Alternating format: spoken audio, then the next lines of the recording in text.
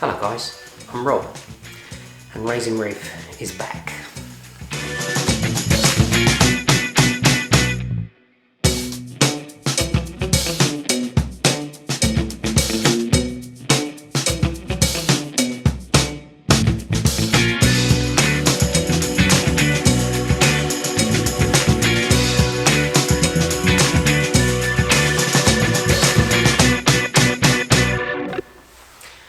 So let me catch you up with what's been happening. I sold my house in 2019 in November and I moved my old tank to my friend's house. He was meant to be looking after it for a couple of months whilst I found a new property and got myself set up with the new tank that I'd already assembled all the parts for. I would just get it up and running and I could move everything over from the old tank and it would be a smooth transition. Well, a couple of months into our search for a new property, the worldwide pandemic happened and the whole world got flipped upside down and no one's life has been the same since. I mean, it still continues on to this day. Only yesterday we went back into our third national lockdown. But despite all of these hiccups and a lot of time passing, we've managed to buy a new property, we've moved in, we're working our way through decorating the place and I've managed to get a space ready to set up my new tank. So I'm back filming my progress and my passion for the reefing hobby, and I hope you guys will follow along with my journey. So you might recognise this tank behind me if you've been subscribed to this channel for any length of time. It's one I started setting up over 2 years ago in preparation for moving house and having a tank ready to go when I wanted to move all of my stock over from my old tank. It's been in storage for a year and I've just unpacked it and inspected it, and thankfully it all seems to have survived the moving and the storing process. But now I've got to get my head around all of the bits of plumbing that I put together, because after a year I'm not entirely sure if I remember exactly how it all goes together. So my task for today is to get all of the plumbing back on the tank and see if everything is still there. So this is my tank. It's 500 wide by 500 high and it's 600 front to back, which kind of makes it a bit of a peninsula tank, but not really enough for anyone to really notice. On the back it has a weir box which was still fitted. I never removed that when I stored it, I just wrapped it up really good. Let's spin this baby around. There we go. Try not to get the light on it. So it has two holes drilled in the back of the glass and it's got a weir box on the front and a box on the back. It's 3 drain lines. Yeah, it's a weir box. Right, so I've unpacked all of the plumbing and I've just got to reattach it to the tank in the order that it goes. Pretty simple, yeah?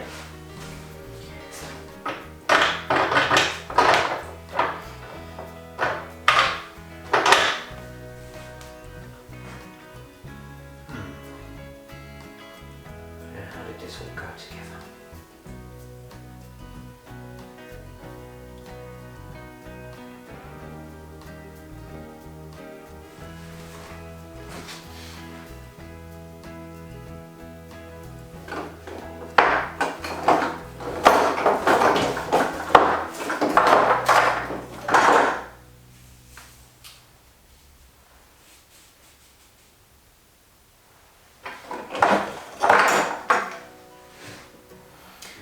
If you ever take your union joints apart, it's important when you put them back together that you make sure that the little rubber O-ring is in place, because if it's not there, it will leak.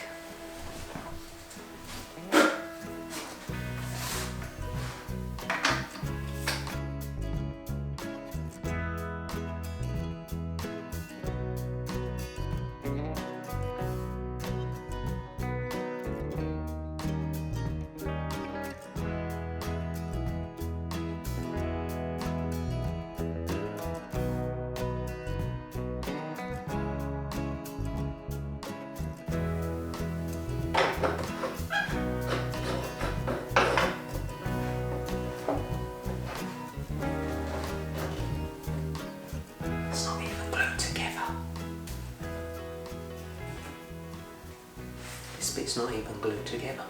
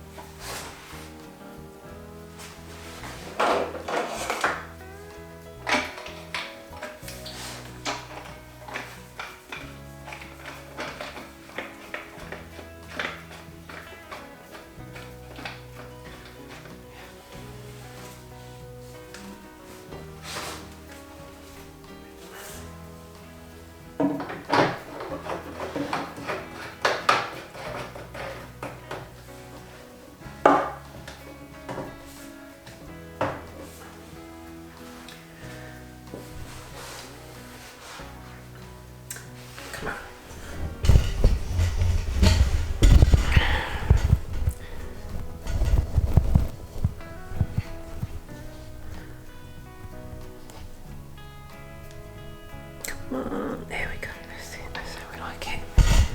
Okay,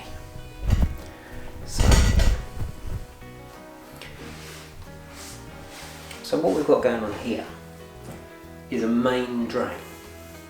This one has the bulb valve on it, and the idea is that I can restrict the flow so that this only lets through the same amount as what's coming in from the top, and this will maintain our water level within the weir box, and it will make it really quiet. The risk with this sort of thing is that if that gets clogged or something changes, it will start to fill up, and if everything remains not working properly, it will overflow and could cause you a salty wetness on the floor. That's where this comes in, which is what we call an emergency drain. This doesn't really do anything other than help to maintain the water level in the weir box, and you set it so that just a tiny little bit of water dribbles over that, and that way you keep the level consistent, and if this ever gets blocked, this one is more than capable of taking any extra water or all of the water because there's no restriction on it. So that keeps us, this is our security, this is our main drain line. And what is this one? Well, the idea in having this one is that it left me options. I do plan to add another tank to this system initially, which will house all of the rock from my old tank, because I've got a new rock scape that's going in here, and all of that mature live rock that I've got in my old tank, I don't want it to go to waste, so I'm going to use it to seed the new system. That will speed up the cycling process, because when I take all of that rock and my fish and my livestock out, put it into the new system, it's just like doing a tank transfer. All of the bacteria necessary to keep everything ticking over is already in that rock, so I don't really need to cycle this tank. I will probably add a little bit of bacteria in there just to help to boost the numbers, to make sure I don't suffer with any ammonia spikes. But for the most part, it's just like when you buy a new tank and you transfer everything from one tank to the new tank. If you took all the rock and all your filtration already seeded into the new system, there is no need to recycle the tank. So that is the idea in this. There will be another tank to the side which will drain water through. I will make adjustments to this to make sure that everything is flowing in the right quantities that I want it, and that tank will then drain back into the sump. But we'll get into that in another video. Today all we're doing is just putting this plumbing back together, refreshing my memory about how it's all going to work, and just showing you guys what's going on.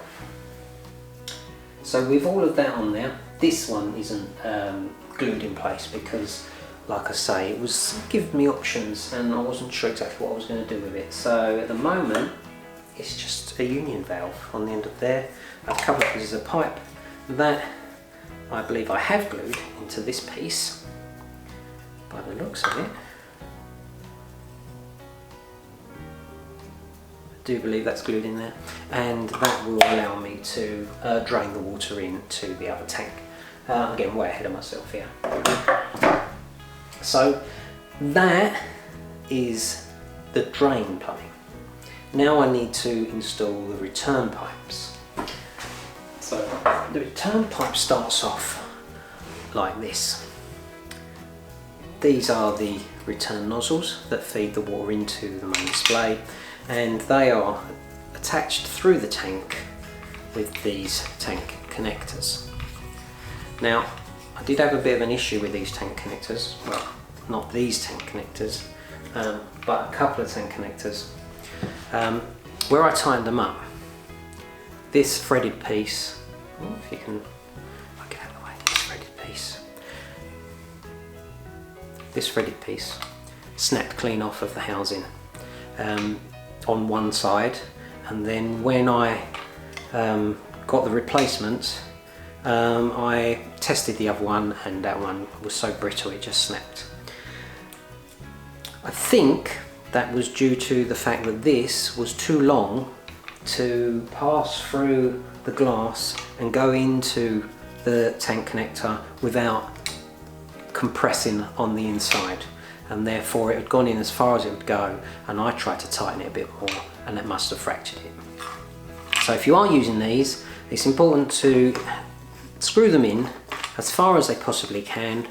If you measure the gap that's left, if that's not enough, or if that's too much to compress against the glass and your rubber sealers or whatever it is you're going to use, then you'll need to make an adjustment to it in order to make it fit.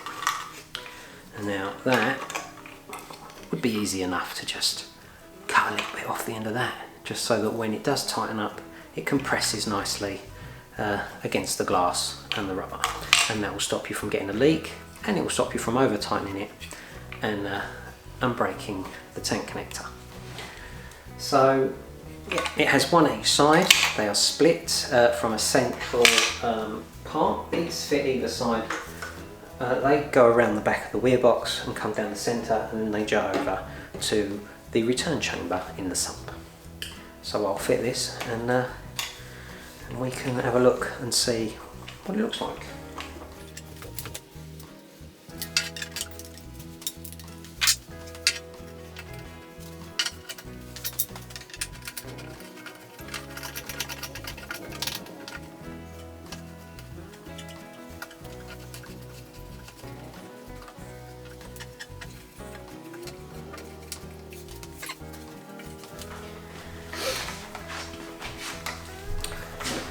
So these little fixings on the end here, they call them union connectors.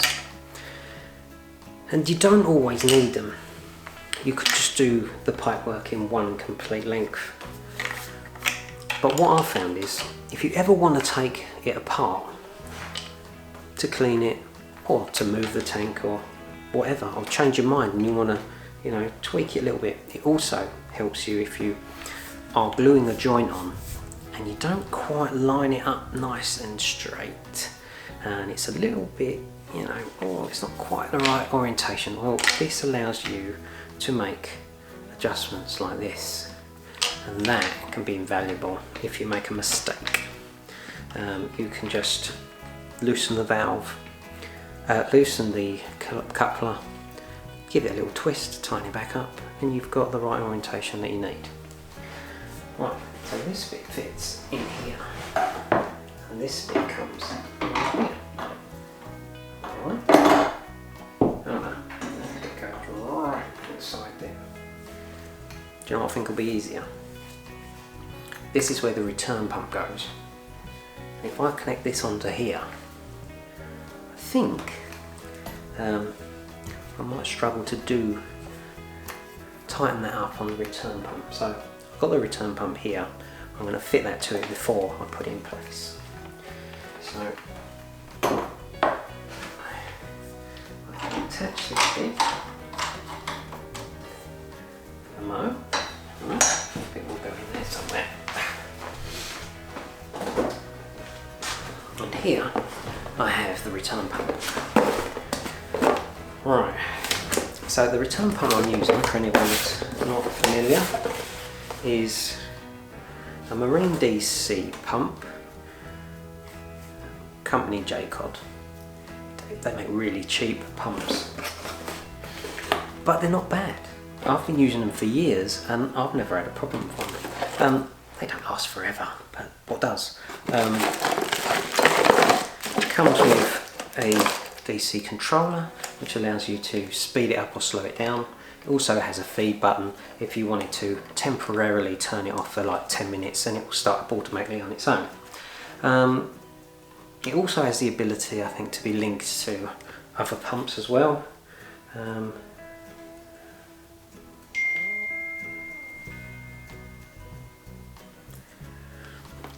But these are cheap enough. I don't need this bit. These are cheap enough. You can buy a couple of them, stick one in the cupboard, and if it does die, you just pull the other one out and swap it over. Everything got so dusty in storage. So I'm going to need a bit of a clean before I start the system up.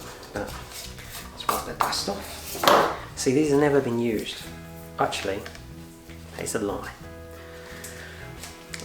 Just before I moved and I finished setting up the tank, I filled it with fresh water to test for any leaks. I got it all running just how I like it, and then I drained it, shut it down, ran it out, and I then put the aquascape in and the sand, and then it sat there for a few months while I was selling my house, and then I packed it all up and it went into storage. So this bit here, so I was just checking the little rubber bit was still inside it. Right, this bit will screw onto there.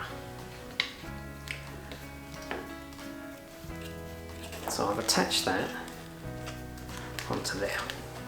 I always use a little bit of clear hose to attach it.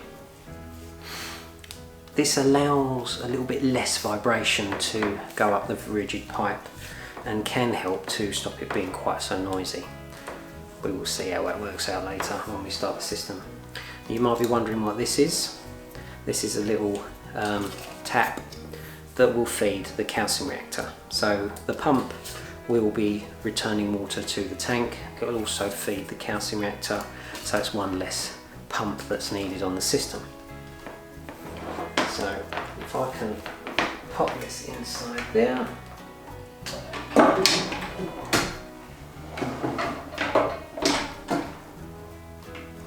Screw up the valve.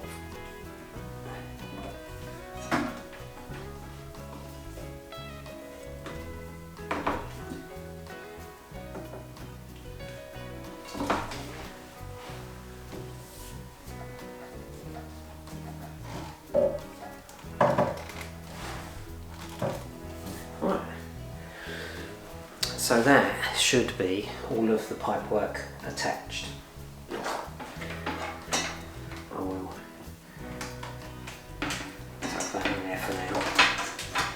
Just remember not to leave that in there when I fill it up. So all the rest of this stuff I don't need right now because I'm not filling it up just yet, and that can stay over there. So let's have a little look at what's going on here. The pipework. So we've got a low profile weir box fitted to the back glass. This leaves plenty of room without any obstructions within the tank. Look, so low profile, I love it.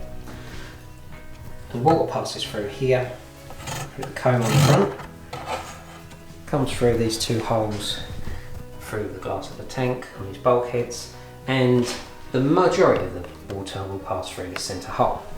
Come down here, under there, and the gate valve will restrict the amount of water coming through, and it will empty into the first chamber. If in the event this gets blocked, the water will go through this tube and dump directly down. This will increase the noise, and I will be alerted to the fact that it's not running as it should, and I can, sort out any blockages. So it empties into the first chamber of the sump. My initial thoughts was that I was going to grow calopa in here, just have a little algae bed growing macroalgae. That still may be the case, and then the water will... Oops. What have I done with that?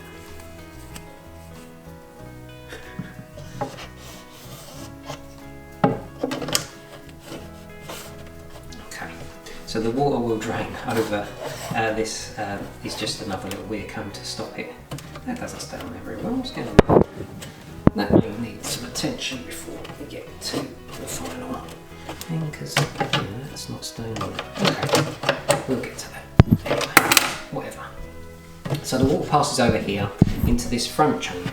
Let's come around here. So in the front chamber we'll have a skimmer standing here in front of the what is like a refugium, and then water will pass across. We'll have the calcium reactor standing at this end, and then water will spill over these little baffles, and the return pump sits in there. Fuzzy. And the return pump will then push the water back up to the system. Up this pipe here, where it will split into two, and we'll get half of the flow coming across the surface of each side of the tank. And that pretty much concludes how the water is going to get down into the sump and back up into the tank.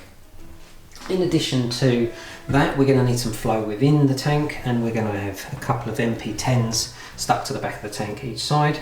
I do have one spare one here which I can fit to the tank initially, but the other two will be coming from the old system when I move all the stock over. So that is the tank at the moment. I don't seem to be missing any parts, which is good, and we will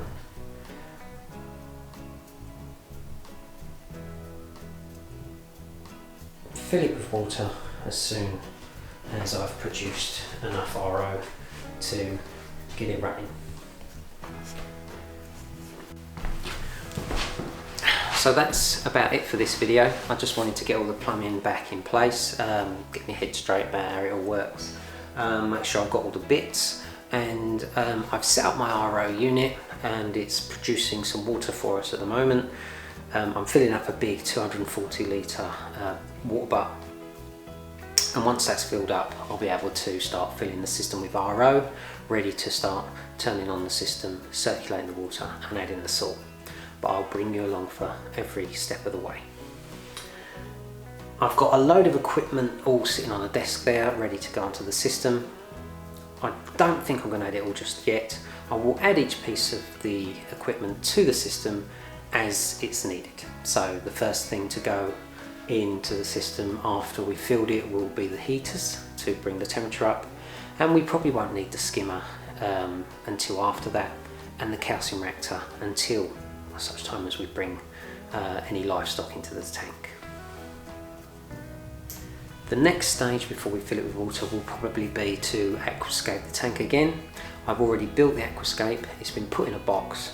We'll be unpacking that and seeing if it made it through the journey over the last year, and we'll be sticking it back together if it hasn't.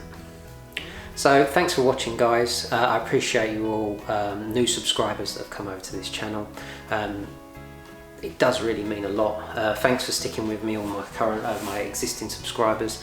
Even though I haven't been putting videos out over the last year, it's just been crazy times. But now we're back and I've got some content for you. I'll be making videos a lot more regularly. I am now in a position where I've got more time on my hands as well to create videos, so they will be coming thick and fast as soon as I've got myself organised. So take it easy, stay safe, take care of each other, and I will see you next time. Bye bye.